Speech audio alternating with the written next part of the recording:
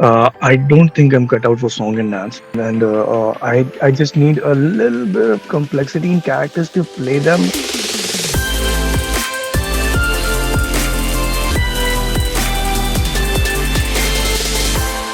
Storytelling to at least surprise me, so that I believe that it will be able to surprise the audience as well.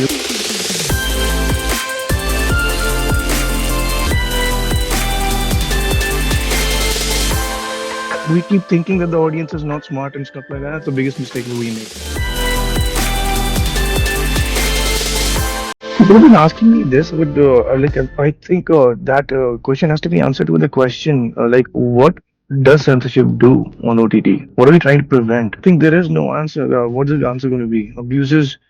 Well, if the people are like kids below 18 and get affected, then I'm sorry, it's not my responsibility to take care of your kids. It's your responsibility to take care of your kids, especially given the fact that all the platforms on OTT give you different profiles for children and adults. So you have to invigilate that. You have to supervise that. The kids are not supposed to be in the adult space. Very simple. And if the kids are going into the adult space on your television or OTT platforms, that means you're not keeping a good eye out. Then you can't be blaming other people.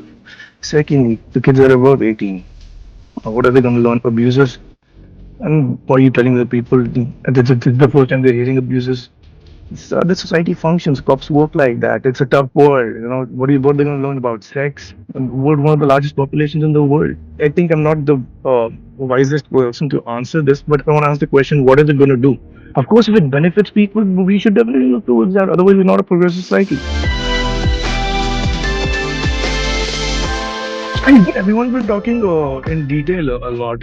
I was speaking to Gunjit the other, and he was saying people are comprehending things that we didn't even intend. Sometimes thinking. So I think that's the magic of the whole thing. It's whole society talking. That's the power it's got. People are talking passionately about it, and it's inspiring thing. Few times I've been spoken about this to through my career like this. I think it takes two hungry actors who want the right things, and those right things can be different for different co-actors. Here, I think for me and Survinder sir, both a little bit of a similar acting style. I think similar influences, maybe. I don't know. What we're trying to do, the comprehension of the subject, less is more. All those things mattered a lot. Like we spoke a little bit about each other's lives when we started and during the workshops, got to know each other a little bit. Both of us, I think, kind of knew going into the show, mutual respect, and if we hit the ground running, it's going to be a huge advantage for the both of us. The freedom and complimenting that came naturally, luckily. I'm not gonna delve into details, to be honest with you, because I don't like sob stories. But the thing is that it is a very challenging task, given the way we're placed now. Now it's even more difficult. I'll tell you why. Because this whole meltdown of bad content is happening again. The OTT, when it started, there was very, very good content coming out. Every show that was coming out was being spoken about. People were flabbergasted by this kind of storytelling. People were like, OTT is the new big thing because the long format storytelling is something else. But now, because there's so much quality coming out, it's using even more difficult, I think, for TV actors to break into OTT, because OTT made its own space.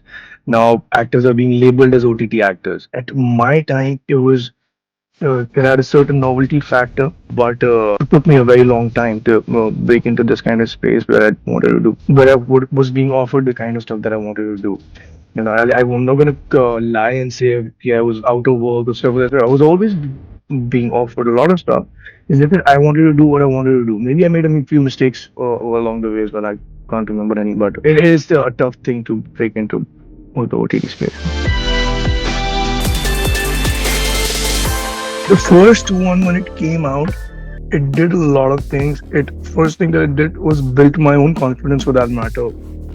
In the performer that I am, it could have fallen flat in the face also.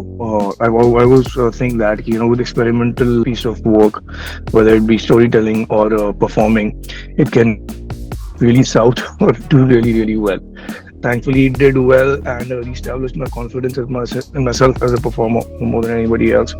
Apart from that, what happened was that a lot of people started looking at me differently. Though there was not a lot of work that came in because it came at the absolute beginning of the pandemic.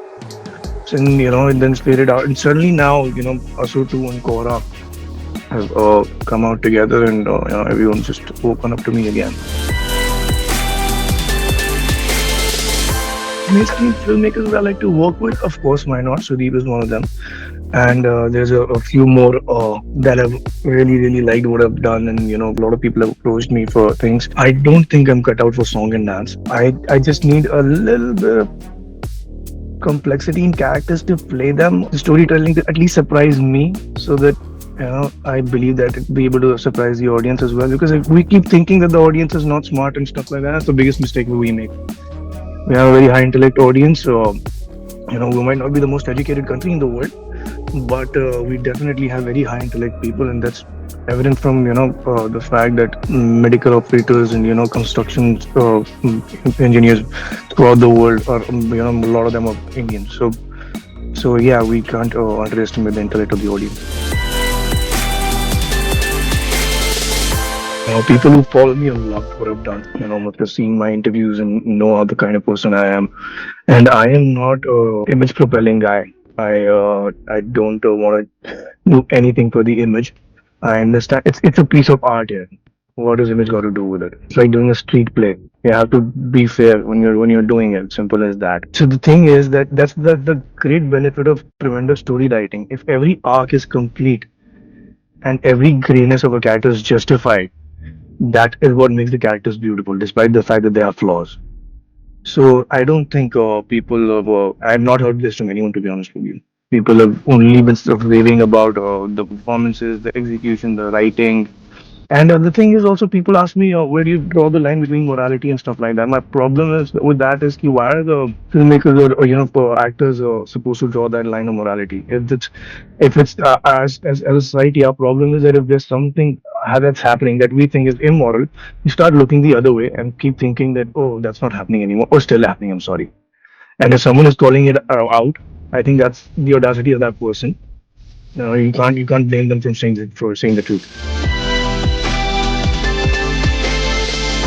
Asif is now the first one was a little intense, to be honest with you, because I spent a lot of time in isolation. Both the protagonists of the show were in isolation. Whatever little tea we spent together was also very intense. That time, the whole show.